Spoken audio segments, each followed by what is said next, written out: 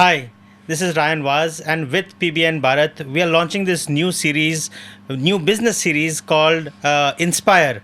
And Inspire is all about inspiring young entrepreneurs who are into business and want to scale. And to do this, we have got some amazing people on our show who will be coming in every week to tell you their experience, what they've been doing, and how they've been able to reach where they've reached. Today, we have with us an amazing gentleman. A lot of people are there into the designing space, but this is one gentleman who has taken a very niche space and scaled up tremendously. They are operating from multiple countries, last 12 years in business with over 5 to 10 crores of business, and the kind of work that they are doing is amazing. This is Mr. Prasad Sawant of Buoyancy Consultant, and they are into ship design. Prasad, welcome to this show, Inspire. Thank you very much, Ryan. I'm really looking forward to it, sir. Thank you, Prasad. Prasad, in your years of experience, I'd like to start with an interesting question. What has been your toughest engineering challenge that you solved in ship design? One that most people in the marine world don't even understand that it's a problem. Yeah, I would say the toughest challenge purely from Buoyancy Consultants' perspective. I'm not sure whether the people in the marine world has never heard about it. I think it's a very large industry, but purely from our own experience, that is what I would like to share. We recently, like a few years back, we did a large conversion project. It was a 72,000 deadweight ton bulk carrier, which was converted into a stone dumping vessel. And it was a large vessel on its scale, even from the global context. Nice. And the challenge that we had is because it is a modification project from a conventional propulsion. So conventional means normal diesel, heavy fuel oil operated vessel. It was converted into a diesel electric. Oh, wow. So it was a very unique challenge because this particular project was very big. We are talking about let's say around 100 and if I recollect around 160 meters in length, quite a big vessel. If you stand in front of it, it will be as good as standing in front of a 6-7 story building. Wow. So it's quite a massive vessel project that we did.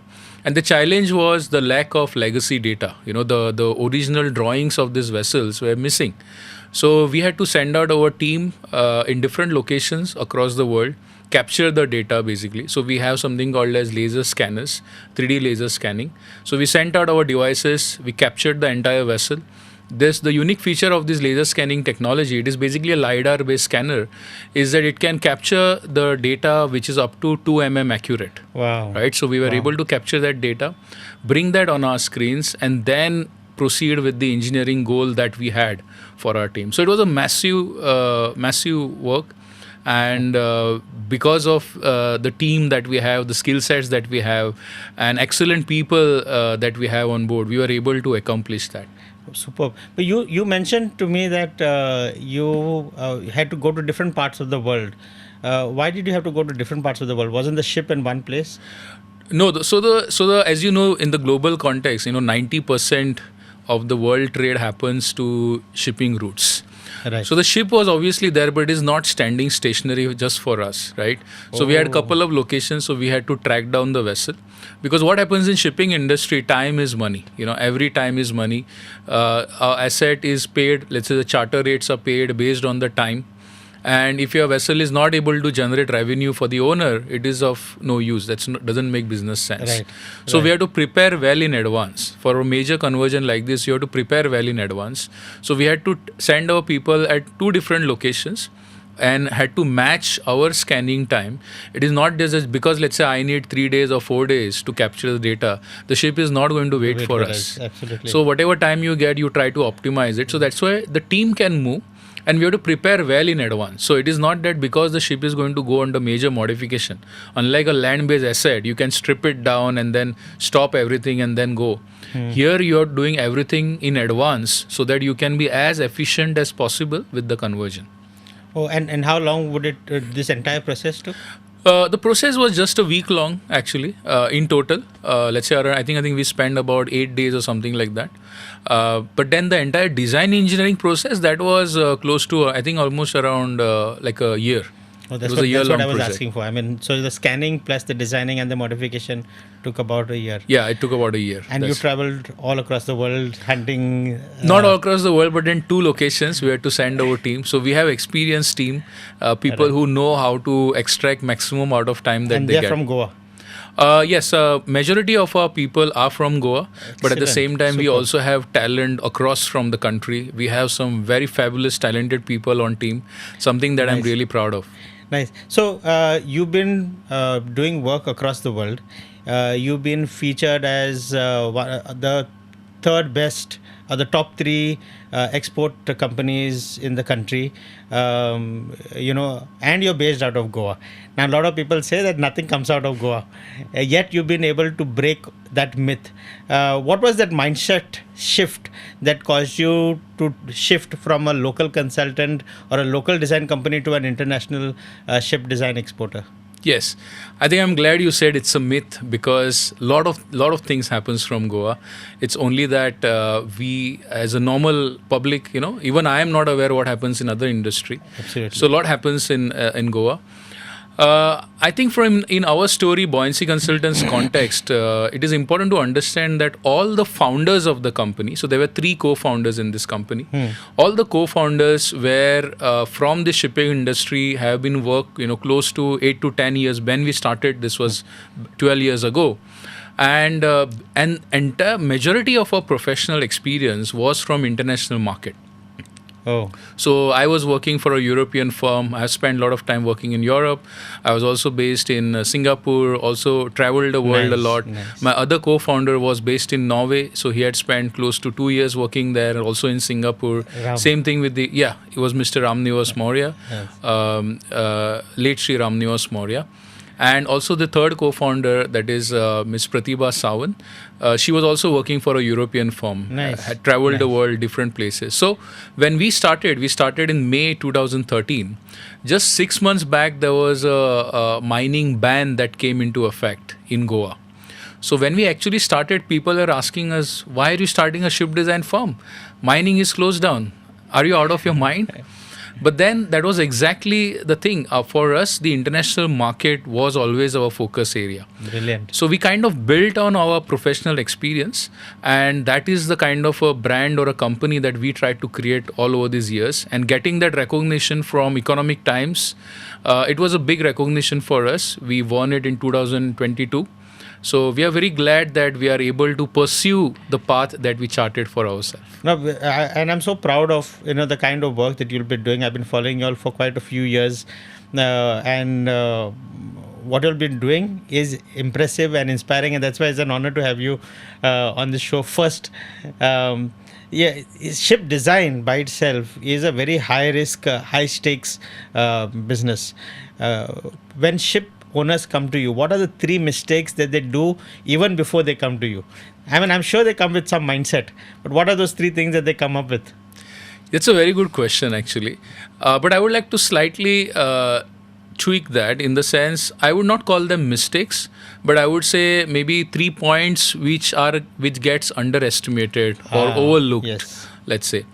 So from that perspective, I think the entire in ship design there are different phases. You start with the conceptual design, then we move out into a functional design or a basic design phase, then you do detailed design, then you move to production design, and then exactly the construction of vessels starts. And unlike in any other design process, normally when you think of a process, you think of a linear process, like a Right. line or a flow chart, right? Right. In ship design, we don't have a straight line. We call it a ship design spiral. Okay. So it's a spiral, right? Imagine a spiral going across itself. So in ship design spiral, you go through all these stages. So what we have seen is many a times, if I have to list out the first, people underestimate that it's a spiral. And same thing you're going to touch and reevaluate at multiple occasions in the process. For example, the powering of the vessel, right? Okay. It is not just that I do a calculation in one go and I say, okay, this is the power of the vessel. It doesn't work like that. Okay. You have to go back again. You have to see the availability of the vessel, of that particular, let's say, the machinery. You have to see whether there is enough space, whether the matching gearbox is also available or not. Are you getting the right ratios? Then you have to also see what is the efficiency you are going to get at the propeller, and then accordingly design the hull form of the vessel. When you do that, you may realize this is too complicated to build. So sometimes you have to go back So again. you have to keep going back, So coming, you keep going back to coming. the same and points. That's why it's called a spiral. That's why it is known as spiral. Oh, So I I think many a times we have seen that the clients, when they come on board, they have already made up their mind. I am going to go for this engine with a certain model, with a certain horsepower rating, and so on. It is fine to say I have a preference for a certain maker, but then if you narrow down everything, I would say the real value that a design engineering company like us can bring to the table is lost. So I would say that is one. So you have to be a little bit aware that it's a ship design spiral. A lot of value addition can happen. Second, I would say is that the options that you can bring on that, right? You have to understand ship. I mean, when I say ship, especially in Goa, we are used to seeing the passenger vessels. We are used to seeing, the evening cruises that we see from Goa in Mandavi River and so on, or even the barges because of the iron ore mining that we had. Right. Ship actually from a global context, or the project that we make, they are actually moving across countries, right? Either short sea shipping routes or coastal trade. Yes. So what happens? Ship actually is like a floating city. You're supporting life, you're supporting cargo, and imagine this entire building where you're staying, which is generating its own power. It is generating its own water. And it is also rocking and rolling and moving, in all 6 degrees of freedom while it is doing its job. So it is much more complicated.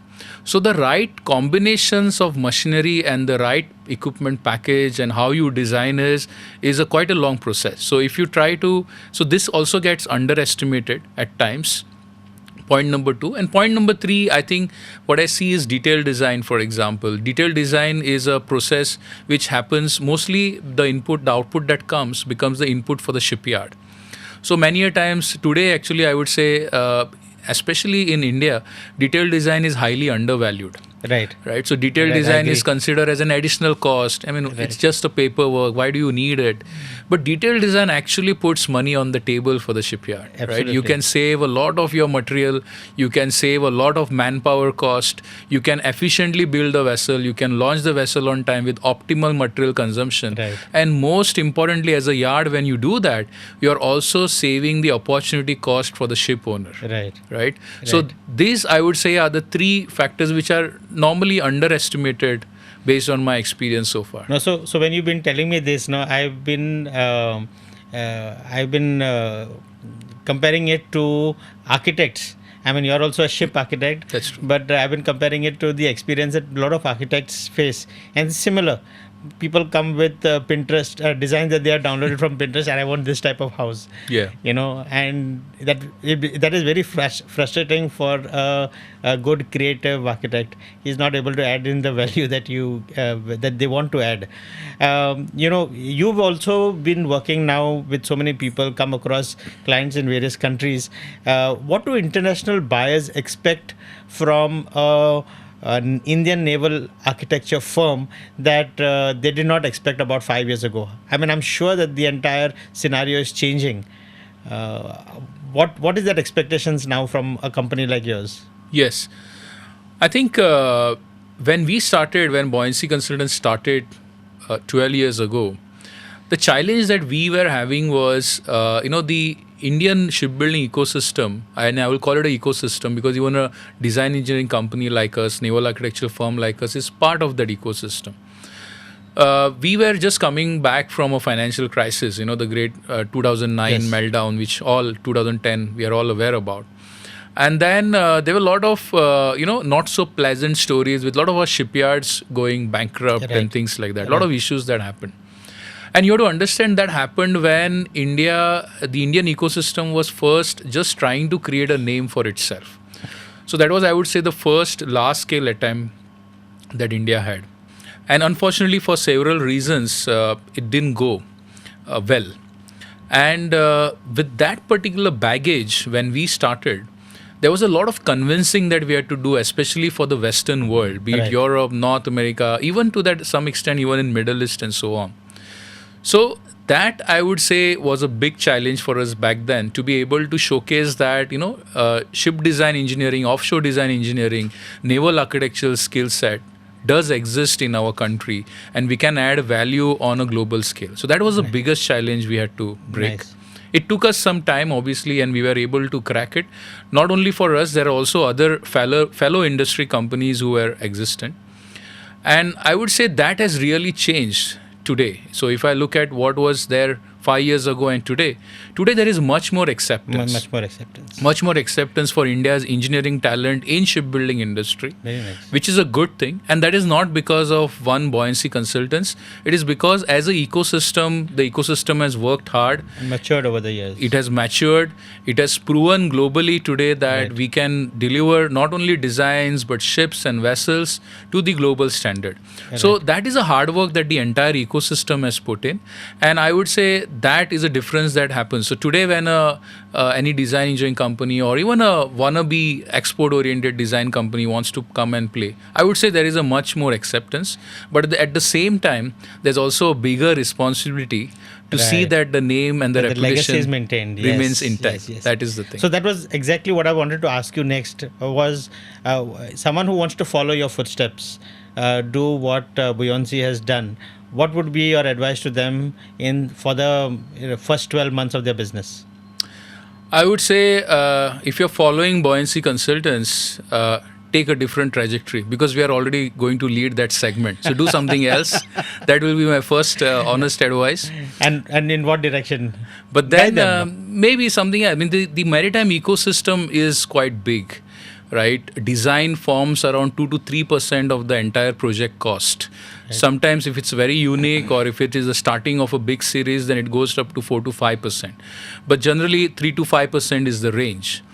Today, there is a lot of interest in equipment makers, OEMs, automation, for example, Interesting. electronics, electrical, lot of things. Because now even the industry is moving towards decarbonization. That is, there are aggressive targets that International Maritime Organization has set for the entire world, and the entire shipping industry globally has to hit it. So there are various opportunities which are there. Interesting. But then in a larger context, just to answer your question, if you are going to look at the international market and any new company wants to start in any area that they feel they would be comfortable to cater, I would say is that see that you understand the psyche of an international audience, which is completely different than the domestic market. Absolutely.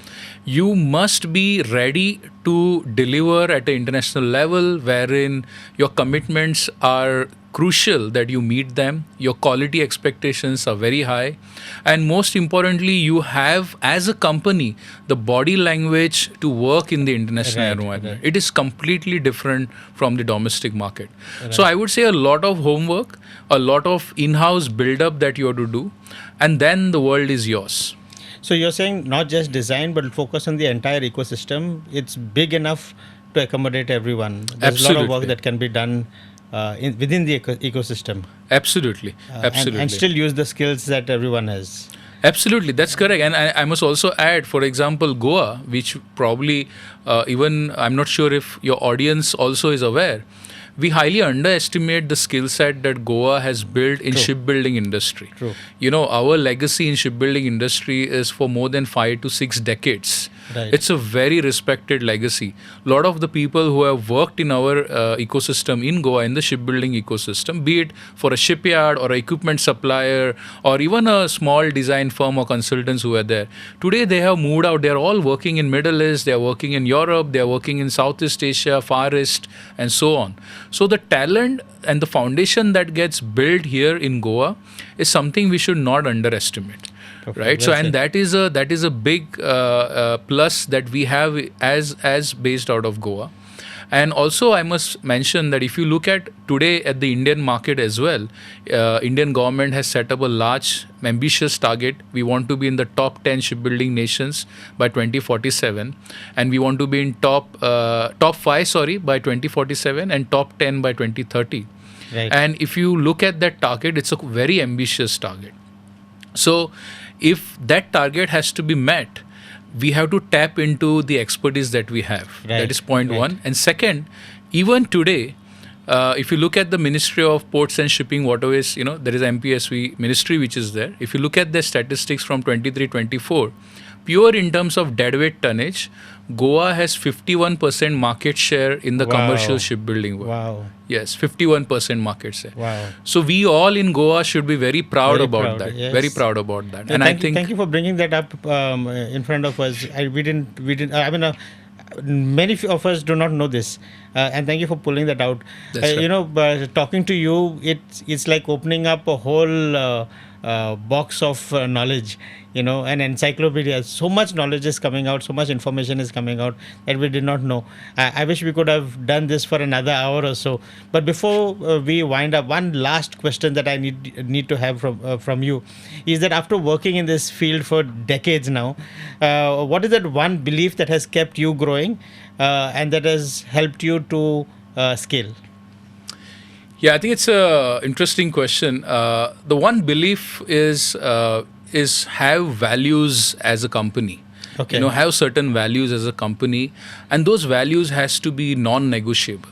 So Nice. for us as a company, it is trusting our people, believing in our people, and doing the right thing to our customers, even if it may be the most difficult part to do. Correct. Right. So sticking to your commitments with the clients. Honesty cannot be a policy. Honesty has to be a principle. Very good. Right. Very And good. that is what we have done, putting the right belief and trust in our team, putting the right particular bandwidth and Right. ensuring Right. that the commitment is met. So this is what I would say, as a company, define your own values and see that they are non-negotiable. Very interesting chat with Prasad. The kind of information that he's been giving, the kind of motivation is truly inspiring.